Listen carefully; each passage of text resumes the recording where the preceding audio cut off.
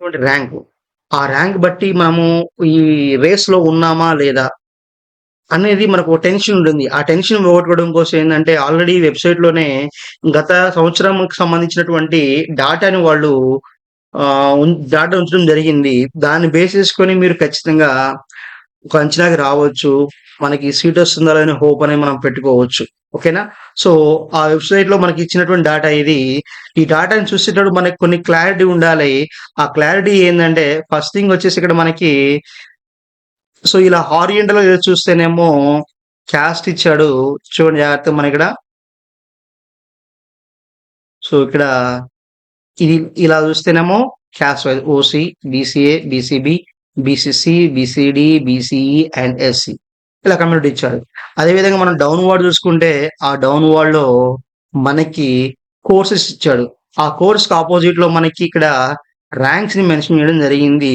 దాన్ని మీరు జాగ్రత్తగా చూసుకోండి.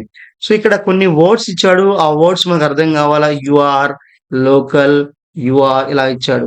నెక్స్ట్ ఎన్ఎఫ్, ఎన్ఆర్, ఎఫ్ఆర్ ఇలా ఇచ్చాడు. అవి తెలిస్తేనే మనకి ఇది ఏదైతే మనకి క్లారిటీ వస్తుంది. ఆ క్లారిటీ రావాలంటే దీని కిందనే మెన్షన్ చేసారు చూడండి. ఇక్కడ జాగ్రత్తగా మెన్షన్ చేసారు చూడండి. ఇక్కడ ఎఫ్ బై ఆర్ అంటే ఫార్మర్ రూరల్. ఓకేనా? And next NF slash NR అంటే non farmer and non rural. అంటే మనకి రూరల్ బ్యాక్‌గ్రౌండ్ ప్లస్ అగ్రికల్చర్ ఉందా లేదా అని చెక్ చేస్తున్నాడు. And UR means unreserved. What it is? UR అంటే ఏంటి? అన్‌రిజర్వ్డ్. అండ్ ఎల్ అంటే ఏంటంటే local area. Local area. So వీటిని మనము ఈ టర్మ్స్ ఐడియా ఉంచుకోవాలి. అండ్ నెక్స్ట్ ఏమన్నా చూడండి. The ranks indicated in the table are based upon the particulars of the candidates in various phase of counseling as per the availability of vacancies in various courses. So, వివిధ యూనివర్సిటీలనేవి చేసినటువంటి ఏవైతే కౌన్సెలింగ్‌లున్నాయో, ఆ కౌన్సెలింగ్‌లలో వివిధ phase 1, phase 2 లేదా spot అటువంటి అంశాలను ప్రామాణికంగా తీసుకొని వాటి నుంచి నిర్ణయించడం జరిగింది అని చెప్తున్నాడు. Next the university has conducted several phase of counsellings wherein due to the options of the candidates in various social categories such seats have been shifted as per the reservation criteria for the merit of Telangana EBSET ranks. So ఎవరైతే candidates మనకి ఆప్షనిటీస్ ఉండారో ఆ క్యాస్ట్‌లలో ఏవైతే మిగిలిపోయినాయో ఆ మిగిలిపోయినటువంటి సీట్స్‌ని roster ప్రకారం roster come merit ఏవైతే ఉంటుందో దాన్ని follow అవుతూ నెక్స్ట్ కేటగిరీస్ ఫార్వర్డ్ చేస్తారు. సో, అలా చేసిన తర్వాత వచ్చినటువంటి ర్యాంక్స్ అని చెప్పి చెప్పడం జరిగింది. ఓకేనా? సో, డియర్ స్టూడెంట్స్ ఇది ర్యాంక్ మీకు వస్తుందా? రాదా? అనేది మనం అంచనాకి రావాల్సినటువంటి విషయం. ఓకే. ఫ్రెండ్స్ ఎవరైతే డిఫరెంట్ కేటగిరీస్‌లో జాయిన్ అవుతారో వాళ్ళు కొన్ని ఫార్మ్స్ నింపాల్సి ఉంటది. అదేంటి ఇప్పుడు చూద్దాం. చూడండి. For the application who wish to seek admission to the rural, farmer and agriculture laborers. So, ఎవరైతే మనకి అప్లికేషన్స్ ఏవైతే మనకి ఏ కేటగిరీ అంటే అండర్ ఏ కేటగిరీ నుంచి మనం అడ్మిషన్ తీసుకుంటున్నామో అప్లికేషన్ సి త్రూ రూరల్ గ్రామీణ, ఫార్మర్ వ్యవసాయ, అగ్రికల్చర్ లేబర్ అంటే ఏంటి? వ్యవసాయ కార్మికుల ఈ కోటాలో జాయిన్ అయ్యేవాళ్ళు కొన్ని ఫార్మ్స్ నింపాల్సి ఉంటుంది. దాంట్లో ఫస్ట్‌ది ఎనెక్సర్ 1 అని ఉంటుంది. ఆ ఎనెక్సర్ 1 ఏంటో దాంట్లో చూద్దాం ఒకసారి మనం ఇక్కడ డిస్‌ప్లే అవుతుంది. జాగ్రత్తగా చూడండి. సో, ఇక్కడ నాన్ మునిసిపల్ ఏరియా సర్టిఫికేట్ మనకి మునిసిపల్ ఏరియాకి సంబంధించిన వాళ్ళము కాదు అని తెలిపేటువంటి ఒక సర్టిఫికేట్ అనేది మనం నింపాల్సి ఉంటుంది. So, candidate name, father name and next ఇలా మనకి మెన్షన్ చేయాల్సి ఉంటుందండి. తర్వాత మనం ఏ క్లాస్ ఎక్కడ చదివాము, అవన్నీ కూడా మనం డాటా నింపాల్సి ఉంటుంది అకాడమిక్‌తో పాటు. ఓకేనా? సో, ఇక్కడ కింద కొన్ని గైడ్‌లైన్స్ ఉన్నాయి చూడండి. ఈ ఏవైతే మనం ఫార్మ్స్ అన్ని నింపామో దాన్ని ఖచ్చితంగా ఎవరు కన్ఫర్మ్ చేయాలంటే signature of the headmaster or headmistress of the school institution. School యొక్క హెడ్ అయితే ఎవరు ఉంటారో వాళ్ళు సిగ్నేచర్ చేయాల్సి ఉంటుంది. అండ్ ఇక్కడ కొన్ని గైడ్‌లైన్స్ ఇచ్చాడు చూడండి. సో, అనెక్సర్ 1 సో, ఈ అనెక్సర్ 1 ఒరిజినల్ ఇవ్వాలి. జిరాక్స్ కాకుండా has to be submitted at the time of counselling. Counselling note submit చేయాలి. And the candidate should enclose the study certificate. So ఏవైతే మనకి 1 సెకండ్ కొంచెం జూమ్ చేస్తాను. సో ఇక్కడ చూడండి. ఏవైతే మనకి the candidate should enclose the study certificates along with the annexure 1. So ఈ ఫామ్ తో పాటు మనము స్టడీ సర్టిఫికేట్స్ అని ఎన్క్లోజ్ చేయాలి.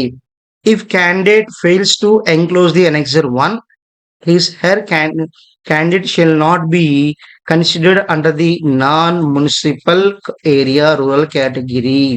ఒకవేళ మనం కౌన్సిలింగ్ అప్పుడు ఈ సర్టిఫికేట్ మనం సబ్మిట్ చేయకపోతే మనము నాన్ మున్సిపల్ ఏరియా కింద కన్సిడర్ చేయబడదు. అదే విధంగా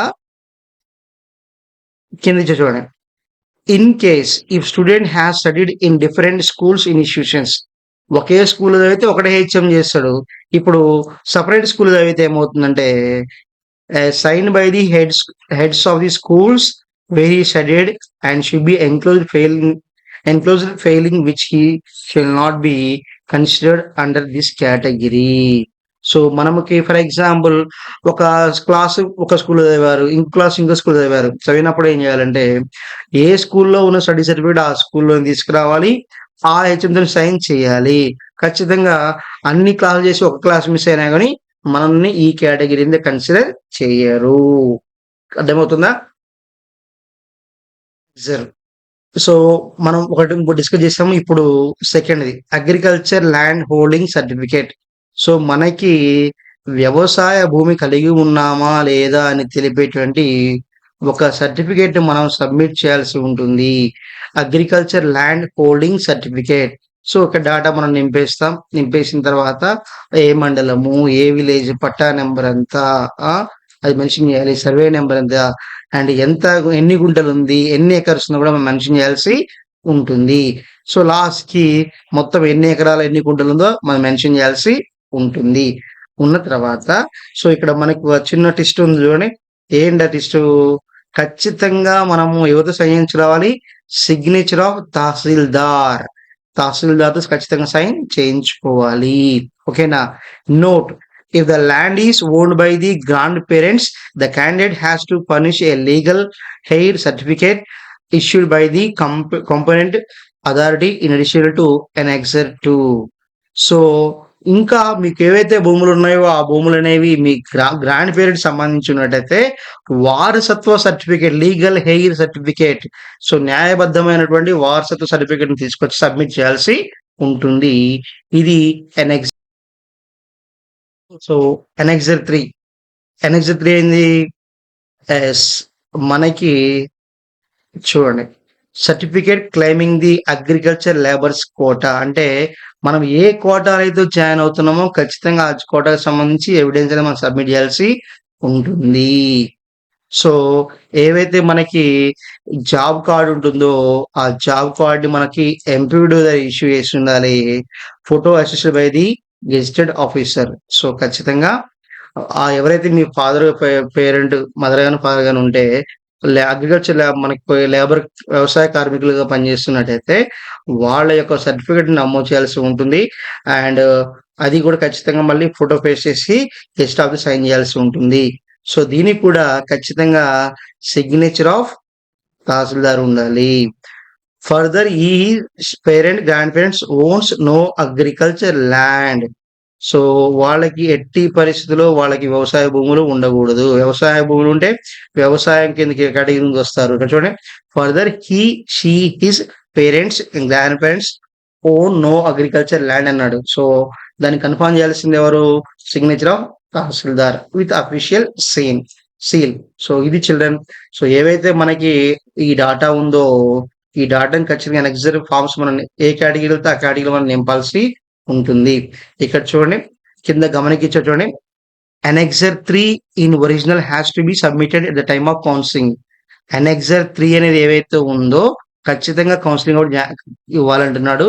annexure 3 is only for admission purpose of PJTAU. So professor Jayashankar university మాత్రమే ఇది మనం తీసుకుంటున్నారు. ఓకేనా? మనం మీరు నింపాల్సినటువంటి అనెక్సర్స్ గురించి డాటా ఉంటే మనకి ఏమేమి నింపాలి చూడండి. First thing GO. ఏవైతే జీవో ఉందో, ఆ జీవోని మీరు ఇక్కడ చూద్దాం. సో, ఖచ్చితంగా ఈ గైడ్‌లైన్స్ ఫాలో అవ్వాలి. ఓకేనా? ఏవైతే ఇక్కడ స్పోర్ట్స్ మనకు కనిపిస్తున్నాయో, వాటిని ఖచ్చితంగా ఆ గైడ్‌లైన్స్ ప్రకారం ఉండాలి. ఏవైతే మనకి ఇక్కడ కేటగరీస్ మీకొచ్చిన మెడల్స్, పార్టిసిపేషన్ ఇవన్నీ డాటా మొత్తం గూడా దీంట్లో ఉంది. సో, ఈ జీవోని బేస్ చేసుకొని మాత్రమే గైడ్‌లైన్స్ ప్రకారమే మనకి స్పోర్ట్స్ కేటగరీ మనకి ఇక్కడ మెన్షన్ చూడండి. Department guidelines for admission into the professional courses like engineering, agriculture and the sports quota orders issued. So, sports కోటాలో జాయిన్ అవ్వాలంటే ఖచ్చితంగా ఈ గైడ్‌లైన్స్‌ని వాళ్ళు ఫాలో కావాల్సిందే. సో, ఇది విషయం. సో, మళ్ళొక్కసారి మీకు డిస్‌ప్లే చేస్తున్నాను చూడండి జాగ్రత్తగా. సో, ఏవైతే మనకున్నాయో గేమ్స్, ఆ గేమ్స్ మనకున్నాయా? లేవా? దేంట్లో ఉన్నాయి? ఎలా ఉన్నాయి? సో, మనం దేంటన్నా పాల్గొన్నామా? ఇన్ని మొత్తం మీ పేరెంట్స్ ఉన్నారా? పేరెంట్స్ పాల్గొన్నారు. ఇవన్నీ డేటా మొత్తం గూడా ఈ జియో ఒకసారి క్లిక్ చదువుకోండి మీకు అర్థమైపోతుంది. సో, ఇది మొత్తం గూడా మనకి డేటా అనేది ఈ జియో ప్రకారం చేయాల్సి ఉంటుంది. ఓకేనా? సో, అదే విధంగా కొన్ని ఫార్మ్స్ నింపాల్సి ఉంటుంది. ఆ ఫార్మ్స్ మనం గూడా చూద్దాం ఇక్కడ. సో, ఇంతకుముందు ఏవైతే మనం అనుకున్నామో అలాగే ఫార్మ్స్ ఇక్కడ క్లియర్‌గా మనకి చూడండి. ఫార్మ్ 1. సో, ఇక్కడ ఫార్మ్ 1 చూడండి. మనకి representing the India in international competition. So, ఇంటర్నేషనల్‌లో మనకి పార్టిసిపేట్ చేస్తే సో, నేషనల్ ఫెడరేషన్ అసోసియేషన్ ఏ అసోసియేషన్ ద్వారా వెళ్లారు? ఎలా వెళ్లారు? అది మొత్తం గూడా ఏవైతే ఫార్మ్‌లో చూపిస్తున్నాడో అది మొత్తం డాటా నింపాల్సి ఉంటుంది. ఓకేనా? అండ్ నెక్స్ట్ థింగ్ వచ్చేసి ఇక్కడ సెకండ్ ఫార్మ్ ఉంటది చూడండి. సెకండ్ ఫార్మ్‌లో ఫస్ట్‌దేమో నేషనల్. ఇప్పుడేమో స్టేట్ అసోసియేషన్.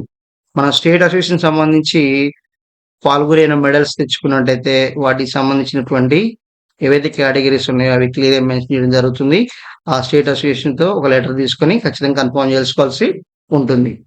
అదే విధంగా నెక్స్ట్ ఫార్మ్ నంబర్ 3 చూడండి. ఫార్మ్ నంబర్ 3 ఏంది? University wise. ఫస్ట్‌దేమో నేషనల్.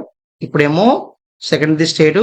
ఇప్పుడు థర్డ్ వచ్చేసి నేషనల్ వైస్ గాకుండా యూనివర్సిటీ వైస్. ఏవైనా యూనివర్సిటీ గేమ్స్‌లో మనకి ఉంటే ఓకేనా? సో, దానికి సంబంధించినటువంటి డాటాని మనం ఇక్కడ నింపాల్సి ఉంటుంది. ఓకే. అదే విధంగా ఫార్మ్ నంబర్ 4. ఈ ఫార్మ్ నంబర్ 4 సంబంధించింది డిస్ట్రిక్ట్ లెవెల్. సో, డిస్ట్రిక్ట్ లెవెల్‌లో మనకి ఏదైనా డీఈఓ ఓకే. సో, డీఈఓ మన జిల్లా స్థాయిలో ఏదైనా మనం గేమ్స్ పార్టిసిపేట్ చేస్తే out of Telangana state DYSO, DSA so, ఇవన్నీ గూడా మనకి దానికొక ఫార్మ్ ఉంటుంది. అది నింపాల్సి ఉంటుంది. ఇవన్నీ కూడా మనం స్పోర్ట్స్ కేటగిరీ వాళ్ళకి మాత్రమే అప్లికేబుల్ అవుతాయి. ఇవి గమనించండి. Okay. Thank you for watching.